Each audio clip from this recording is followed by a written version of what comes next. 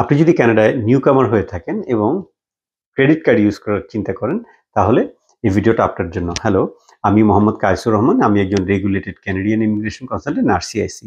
আপনারা আমার চ্যানেলে যারা নতুন তারা অবশ্যই চ্যানেলটাকে সাবস্ক্রাইব করে রাখুন, সেই সাথে লাইক আর শেয়ার দিতে ভুলবেন না। আর যদি অলরেডি সাবস্ক্রাইব করে থাকেন তাহলে আপনাকে জানাচ্ছি অসংখ্য ধন্যবাদ।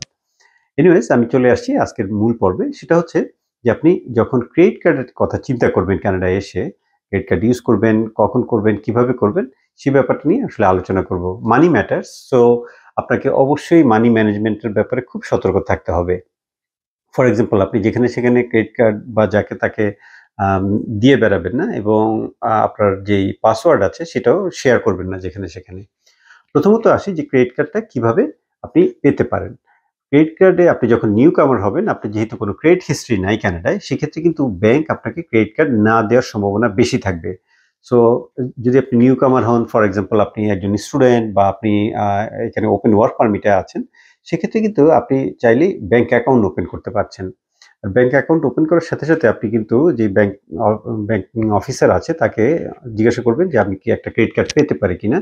মোস্টলি আপনার ওরা হয়তো অ্যাপ্লিকেশনও করবে আপনার বিহাফে, কিন্তু রিফিউজ হওয়ার সম্ভাবনা থাকবে। তার মানে ডিনাই করতে পারে আপনার অ্যাপ্লিকেশন, যেহেতু আপনার কোনো ক্রেডিট হিস্ট্রি নাই। কিন্তু সেটার একটা বাইপাস আছে, আমি এইভাবে বলবো। সেটা হচ্ছে যে ব্যাংকে এটা বলবে যে যদি আপনার ক্রেডিট কার্ডের অ্যাপ্লিকেশনটা ডিনাই করে, আপনি বলতে পারেন যে ঠিক আছে, আমি একটা সিকিউরড ক্রেডিট কার্ড চাই। আচ্ছা, সিকিউরড ক্রেডিট কার্ডটা কি জিনিস? সেটা হচ্ছে যে আপনি ডেবিট কার্ডের মতো কাজ করে। দ্যাট মিনস আপনি $1000 ব্যাংকে ডিপোজিট রাখলেন এবং বললেন যে আমাকে এবার একটা ক্রেডিট কার্ড দাও $1000। তার মানে আপনি এটা কিন্তু ডেবিট কার্ড হয়ে গেল এক রকমের। কিন্তু তাহলে আপনি আপনার টাকা রেখে কেন ইউজ করবেন? ক্রেডিট কার্ডের কনসেপ্ট এখানে আসছে না। আসছে এই জন্য যে আপনি টাকাটা এই জন্য ডিপোজিট করবেন, যদি আপনি না ডিপোজিট করেন আপনি কিন্তু কোনো ক্রেডিট কার্ড পাচ্ছেন না। ক্রেডিট কার্ড না পেলে আপনার কোনো ক্রেডিট হিস্ট্রি বিল্ড হচ্ছে না।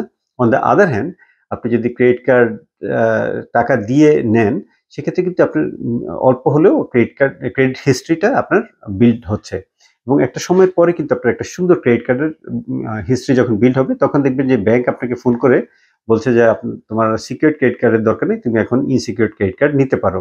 That means just normal credit card যেটা, সেটা আপনি এলিজিবল হচ্ছেন।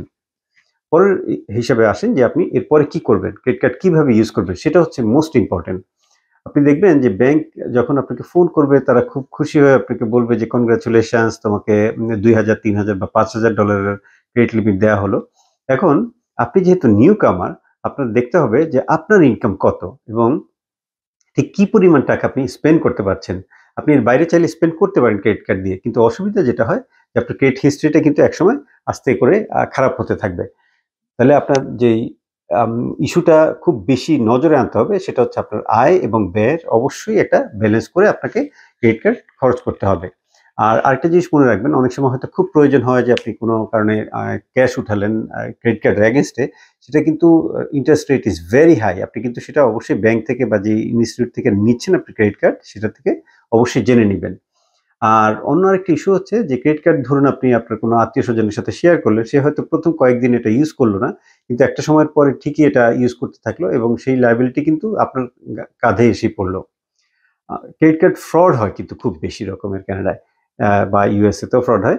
সো এই ইস্যুটা নিয়ে আমি বলব যে প্রত্যেক সপ্তাহে আপনার ক্রেডিট যেই আপনি যে স্পেন্ডটা করছেন, সেটা অবশ্যই মিলিয়ে দেখবেন যে এটা কি আপনার স্পেন্ডিং কিনা। যদি না হয়, ইমিডিয়েটলি আপনি রিপোর্ট করতে পারেন ব্যাংকে বা আপনি যে ইনস্টিটিউট থেকে আপনার ক্রেডিট কার্ড নিয়েছেন। যেমন এখানে ধরুন কানাডিয়ান টায়ার আছে, ওয়ালমার্ট আছে, বা ফিনান্সিয়াল ইনস্টিটিউটগুলি আছে, তারা সবাই কিন্তু ক্রেডিট কার্ড ইস্যু করে। আর যদি ধরুন মাস্টার কার্ড বা ভিসা কার্ড, আমি বলবো যে ডাজন্ট ম্যাটার, মাস্টার বা ভিসা কার্ড যে কোনো একটা নিতে পারেন, but master card widely accepted, সেই জন্য আপনার মাস্টার কার্ড থাকলে ভালো হয়। যদি এমন মনে করেন যে কোনো ইনস্টিটিউট আপনি ফোন করলেন এবং তারা আপনার ক্রেডিট কার্ডের ইনফরমেশন চাচ্ছে, সেক্ষেত্রে আপনি কোনো ইনস্টিটিউটকে আপনি কিন্তু আপনার ক্রেডিট কার্ডের ইনফরমেশন শেয়ার করবেন না। কারণটা হচ্ছে ওরা কিন্তু সেটা নিয়ে স্ক্যাম করতে পারে পরবর্তীতে। ধরুন কোনো ব্যাংকিং ইনস্টিটিউট যদি আপনাকে ফোন করে, বা আপনি ধরেন সিএএ বা এই টাইপের যেসব সার্ভিসগুলি আছে সেগুলি যদি নেন, তাহলে নিশ্চিন্তে আপনি আপনার ক্রেডিট কার্ডের ইনফরমেশন শেয়ার করতে পারেন, সেটাতে কোনো বাধা নেই। অন্য আরেকটা ইস্যু, সেটা হচ্ছে যে আপনার ক্রেডিট কার্ডটা সিকিউর রাখার জন্য আপনি যদি ওয়ালেটে রাখেন, আমি বলবো অনেক সময় আপনার কিন্তু ট্যাপ মেশিন থাকে। সো ট্যাপ মেশিন কিন্তু আপনি ইজিলি রিড করতে পারে একটা সার্টেন ডিস্টেন্সে। সো সেই ক্ষেত্রে আপনাকে কিন্তু অবশ্যই সতর্ক থাকতে হবে যে আপনি কতটা ডিস্টেন্সে আছেন। আর আপনার যদি খুব প্রয়োজন না হয় তাহলে আপনি ক্রেডিট কার্ড ক্যারি না করাই ভালো। অলরাইট, এই ছিল মানি ম্যাটারস। আশা করি এই ক্রেডিট কার্ডের ছোট্ট টিপসটা আপনাদের জন্য কিছুটা হলেও হেল্পফুল হলো। সবাইকে ধন্যবাদ। অন্য কোনো ভিডিওতে দেখা হচ্ছে।